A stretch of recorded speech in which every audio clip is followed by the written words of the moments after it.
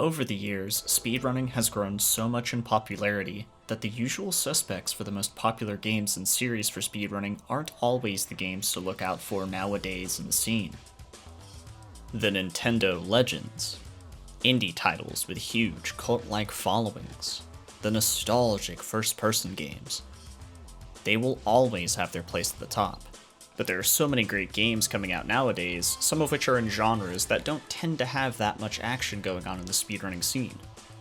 One of the genres that has grown a lot in popularity over these years are horror games, which I've actually discussed in a previous video about Resident Evil 7. When it comes to new horror releases, most don't make a huge impact, but some do. Examples being indie horror games like FNAF Security Breach or Poppy Playtime, or bigger releases such as the recent Resident Evil games. It's 2022, and it's starting with an explosion of big game releases, one of these being Dying Light 2 Stay Human. Prior to Dying Light 2 being announced and shown to the world, the first Dying Light speedrun was worked on for quite some time, and it's a pretty cool run. This game is in a bit of a specific subgenre of horror games that don't get a lot of attention, which is open world survival. Games like these don't tend to have the most interesting runs, but I'd say Dying Light is one of the exceptions. It's got some sweet movement, with the parkour aspect having a high skill ceiling. The grappling hook makes maneuvering way faster, and it's pretty fun. Not only does it let you move quickly, but it also helps with out-of-bounds skips, such as this one, which is pretty sick.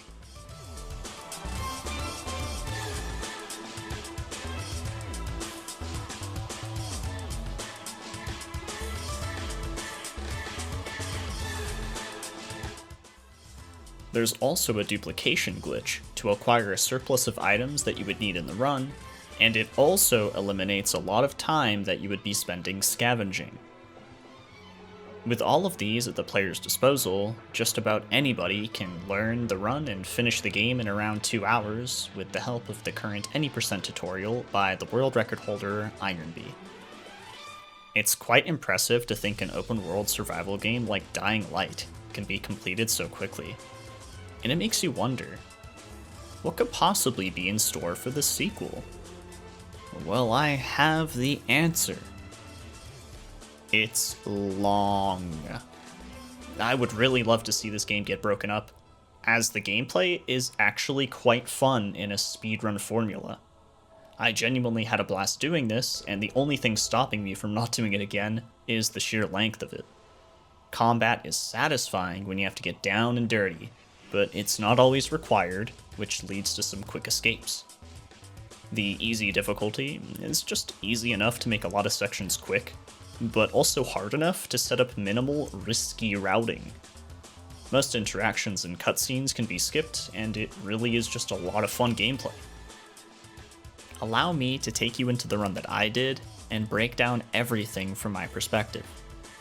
From this point on, there are going to be spoilers, so if that's not your thing, this is your warning. I appreciate you watching up until this point though. Thank you for that. Also, I did stream this on my Twitch channel, so feel free to follow me there, and watch me if you feel like it. I stream there full time, and this YouTube channel is something I'm simply trying to establish more. Which you should totally establish hitting that subscribe button if you haven't already. Anyway, let's get into the run. Before I started, I knew this was going to take a while, despite looking up some routing beforehand. I mentally prepped, and I got in some good stretching. Chat did their part as well, with a fine display of smiles. The run begins, and we're immediately going to try and take care of the tutorial section as swiftly as possible. This involves acquiring your first resources, learning about crafting, and using a few mechanics like Survivor Sense, and interacting with certain things for quest progression. During this section, you can do a combination of attack and jump to speed yourself up a bit. I've decided to name it bash boosting for the lack of an actual name for it. It's only a little bit faster, so it's mainly helpful for this section before getting to Villador. I would also like to mention that there is a lot of dialogue and cutscene skipping in this run. and the community encourages the use of a macro for the sake of eliminating an unhealthy amount of mashing. If it seems like some of these dialogue sections just simply look like a fever dream, it's because of the macro. And no, before anyone says something dumb in the comments about how macro or turbo is cheating, speedrunning itself is quite arbitrary and rule sets are different between communities.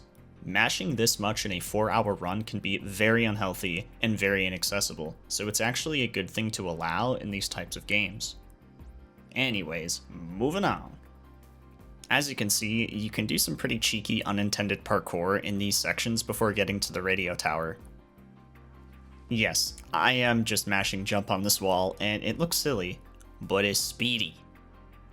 Once you fought your first required encounter, you gain access to the radio, take a nap, and make your way to the informant. This guy literally sacrifices himself for the sake of plot. He could have escaped with Aiden, but chose to die. A brutally silly fate. After acquiring the GRE key from him, you escape Waltz and his crew and finally arrive in Villador. Your introduction to it is to have Hakan lead you through a bit more tutorial-esque looting and parkouring, and you're also introduced to GRE equipment, the nighttime gameplay, and the effects of UV lights. You kill a bunch of zombies, get saved by Killian, you take another nap, and then you head to the GRE hospital. In here, you'll learn about lockpicking, as well as sneaking past unaware zombies. Fortunately, you can just run through them. This is also where you're going to want to loot a cash register and a camera specifically for 2 electrical parts that you'll be using later. The register is random, so you may have to check a different spot later to get the second. After that, you acquire your first inhibitors and put it into stamina, and then get the heck out of there. After completing this, the game opens up and lets you explore and do what you want. Obviously, we're speedrunning, so we're going straight to the bazaar to accept the 2 side quests, the Spark of Invention and Cheers. The electrical parts from the hospital are used to complete the Spark of Invention, while Cheers is outside of the bazaar, which we'll be doing first. You go straight to Marco, clear the zombies, kill him, loot him, and then make sure that you loot the second electrical part if you were unlucky at the GRE hospital. These 2 quests need to be completed to gain Sophie's trust as soon as possible, and they can be completed before Hakan calls you again for the main quest line. If this is done optimally, you should be able to get back to the bazaar after taking care of Marco, finish both quests, and acquire your first parkour perk, Active Landing. This allows you to negate fall damage you would normally take from higher drops with a stylish roll. After that, you head straight to the underground tunnel to reach the main station. This is where you meet Aitor and the PKs, and they're going to be very helpful for the speedrun in this area of Villador. Thus, the goose chase for the Lazarus begins. The Lazarus are a pair of spiked brass knuckles used by the former PK General Lucas. Hubert is the first person you're directed to, who is a shady dealer. He doesn't have the Lazarus, and he ends up directing you towards the meatpacking square where Aiden might be able to find it. What Aiden doesn't expect is that a little girl has them.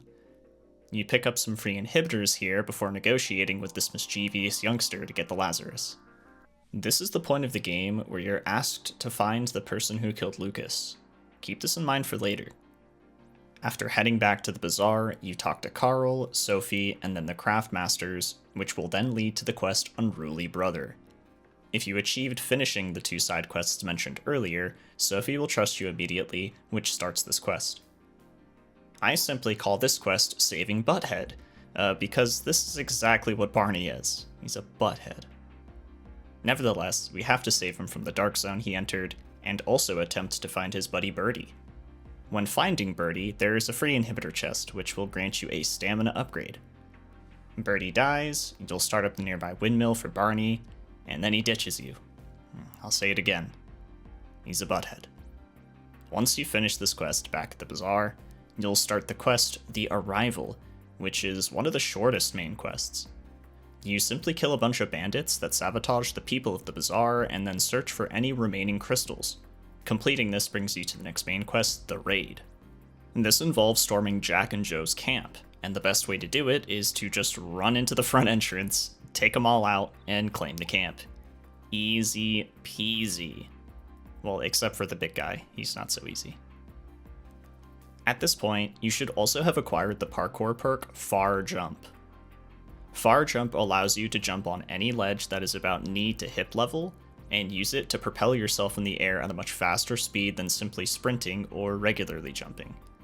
Implementing this as much as possible when you're running around or parkouring is key to saving a bunch of time over the course of the run. After talking to Carl, a big decision is made in the story. In this speedrun, you go to Ator at the main station, which skips having to do a lot of extra stuff for Sophie. This will lead you straight to the water tower, where you disarm all of the explosive charges, acquire some free inhibitors, and confront Jack and Joe. Negotiating with them and choosing to help them is the fastest solution, as it skips having to fight them entirely. After that, the fastest way of progressing the story is to choose to give the water to the PKs, which I hate. The PKs are stinky. Big, stinky. Anyways, Hakan instructs you to check Barney's hideout for clues, which leads to finding Lucas's piece of rotting flesh. Lovely. Barney finds you snooping around, you beat him up, and then you acquire more free inhibitors.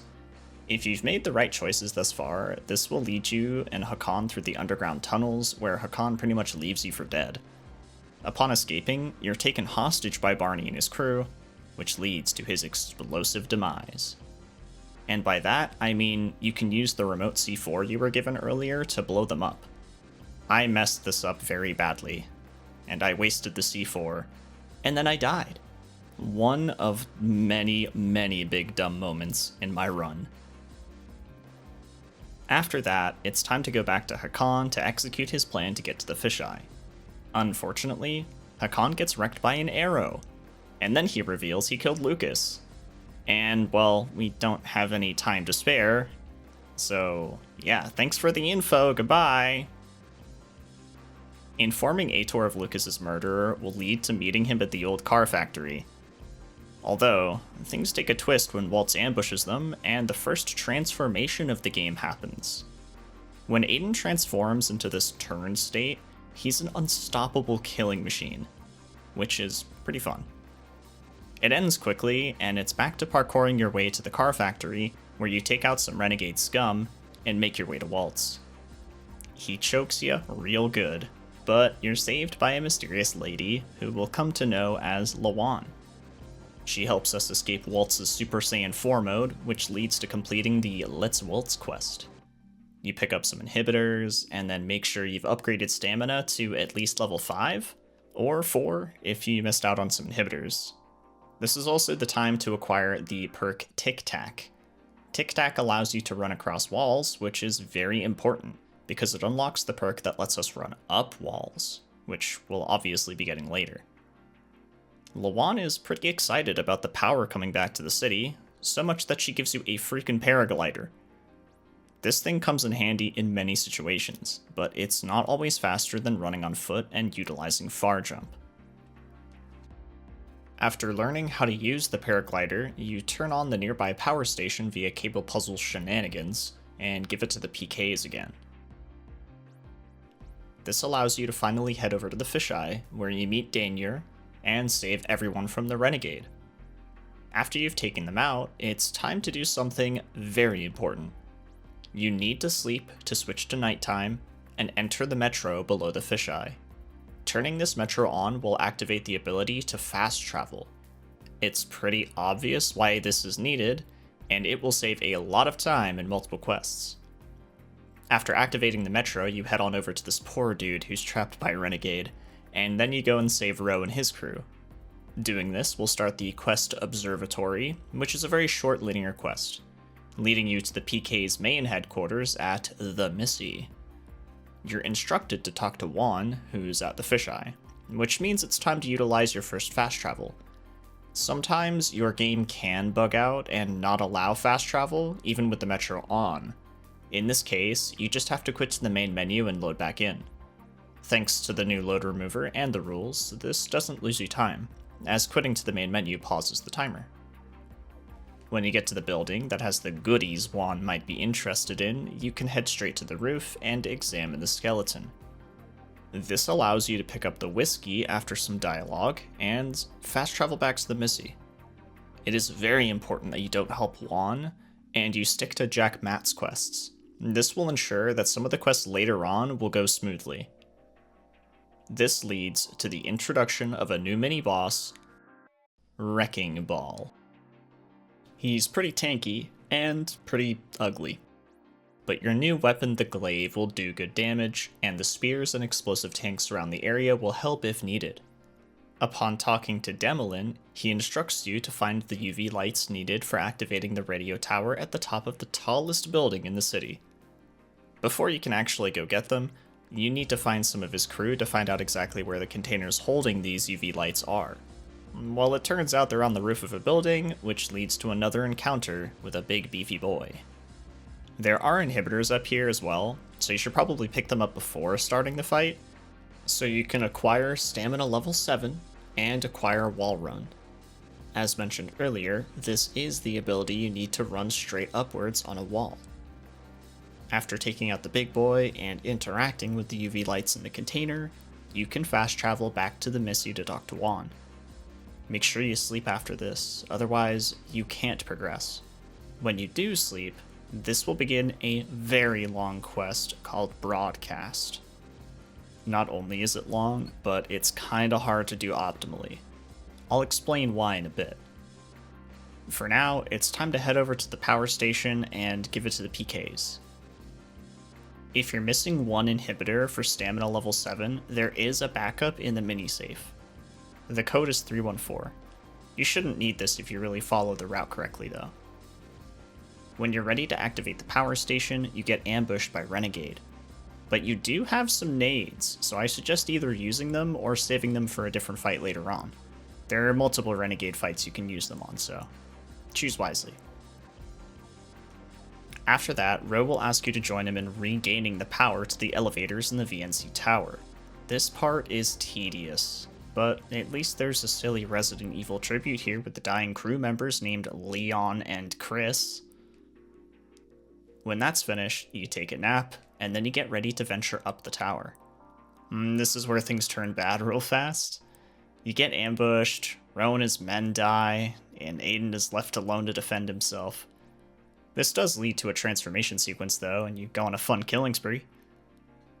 Now that Aiden is left alone to climb the tower, he asks Lawan for help. This is when Frank gives you the heads up on a new yet familiar tool, the grappling hook. This is the moment where it's pretty obvious why we get wall climb before this quest. I'm just gonna go ahead and call this bit of tech hook climbing. You're essentially grappling onto the wall and then pressing jump to activate wall climb afterwards. If you rinse and repeat this with the right timing, you're suddenly Spider-Man. Some walls are finicky though, but as long as you can grapple it and wall run it, it is climbable. There are a few triggers you need to hit here in this specific climb, otherwise objective progression won't happen, and you'll be at the top, not being able to do anything. Apart from the first climb that I did, before getting the 3 inhibitors for stamina level 8, and the ones at the end before the antenna, I tried to do this as vanilla as possible. Once the right triggers are known for progression, this will be a really cool section of the run. Oh yeah, and here's me clipping out of bounds and dying.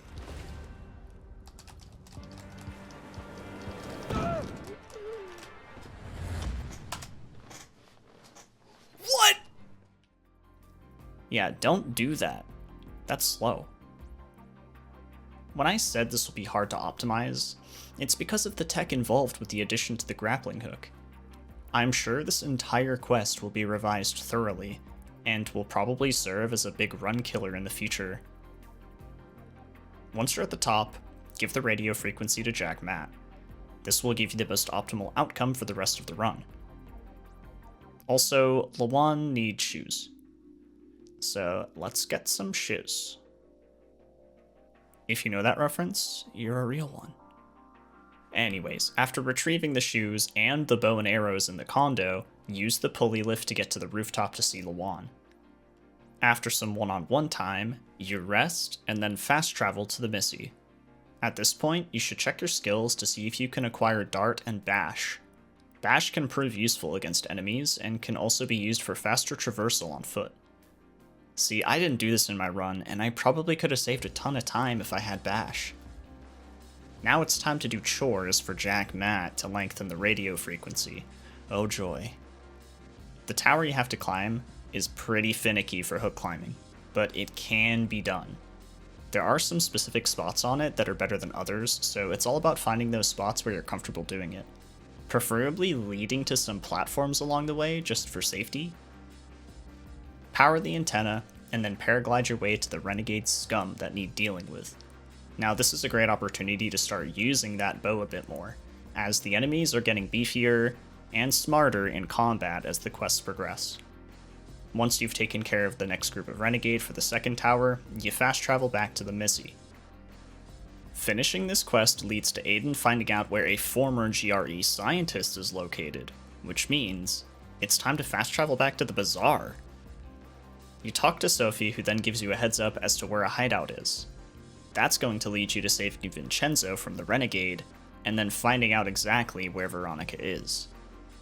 You finish this quest by exiting through the secret hole in the wall, and making a decision between going straight to Veronica or helping Jack Matt. You pick going straight to Veronica, and then you fast travel to the fisheye. After doing this, check to see if you can acquire Sleek Runner. There are a lot of vents in this GRE lab that you're about to enter, so Sleek Runner saves a lot of time by allowing you to move faster while crouched. I didn't do this in my run, and it was painfully slow. Veronica helps you find an alternative entrance to the lab, and it's up to you to fix up various things inside to get to the database. Once you've done all of that, you do 2 separate renegade fights, which leads to Veronica having to run away from Waltz. Yep, Waltz is back, and you actually fight him this time. But not for long. Once you've dealt enough damage to him, a scripted scene happens and Lawan saves you. This is the end of the Veronica quest, which begins the assassination quest.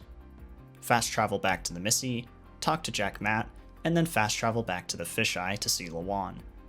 She's understandably upset about all of this, and wants to kill Waltz and the Colonel. After a lot of booze and talking her out of it, you wake up to see that she went to kill them at their base anyways. Yeah, she's a badass, so, you know. So now Jack Matt is freaking out at you, and it's up to you to go hijack a renegade escort vehicle to enter their base. Arriving at the base, you simply need to hook climb the wall, drop down the shaft, and enter the room where Lawan is. This decision coming up here is very important. You need to side with the Colonel, as contradictory as it may seem to everything else you're doing. It is simply the fastest way of completing the story.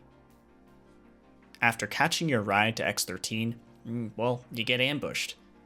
And it's by Jack Matt and the PKs.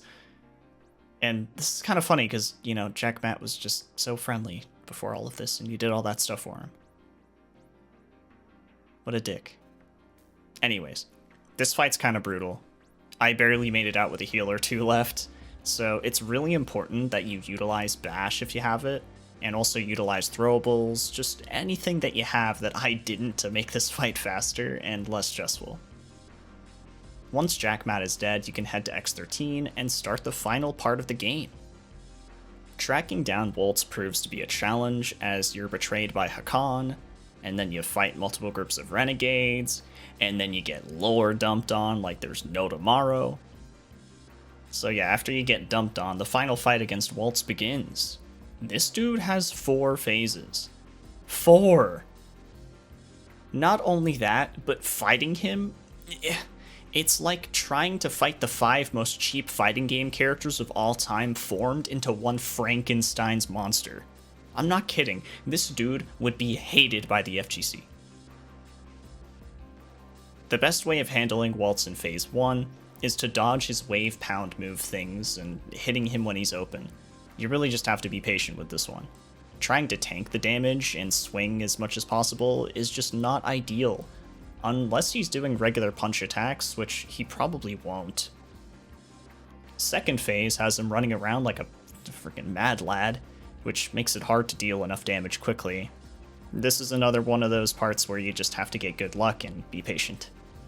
Although there is a chance that he sticks around and punches you if you get close up to him, so pick your poison. Phase 3 is very similar to Phase 1, but just a lot more moving around. It's not too bad, but he also has a new attack where he just straight up jumps on you like a monkey, and it kind of sucks. If you can finish this phase without losing your mind, Catharsis just kicks in full force with transformation mode, and you just mollywop him real quick. Not only does it feel good, but it's also the end of the speedrun, as all you need to do now is pick the option to let Lawan detonate the bombs. Once you pick up Mia, that is time. And just like that, Dying Light 2 completed in one session. Now, it was 5.5 hours for me, but for other runners, it's a lot quicker because they're actually practicing, they're finding strats, they're rerouting, and they're actually putting a lot of work into it. Coincidentally, a lot of these runners are people that I already knew in the speedrunning community previously from other games in the horror genre. This might not be a horror game entirely, but it's still kind of horror adjacent, right? It was a pleasant surprise to see them putting in so much work only days after release, especially since I was interested in this myself. They were all really nice to go to for resources and research, and also helping me out with my own attempt so that I could do this video. Which, speaking of, I hope you enjoyed this kind of breakdown video of the Dying Light 2 speedrun in its current form. If you did enjoy the video, please give it a like, and I would love to hear your thoughts in the comments. Whether it's something that you learned about Dying Light 2, something that interests you in the speedrun, or just your thoughts on Dying Light 2 overall in the video. My last video on Back 4 Blood blew up quite a bit, so I know that there's a lot of new people watching this, and I really appreciate all of the constructive criticism that I got during that video. Obviously, there's a lot of mean criticism, but for those of you who are constructive and well thought out with your comments, I really appreciate it. I took it to heart, and I tried my best to improve my commentary on this one as much as possible. Which was not easy, given I had to cut up a 5.5 hour VOD. But you know, I did my best.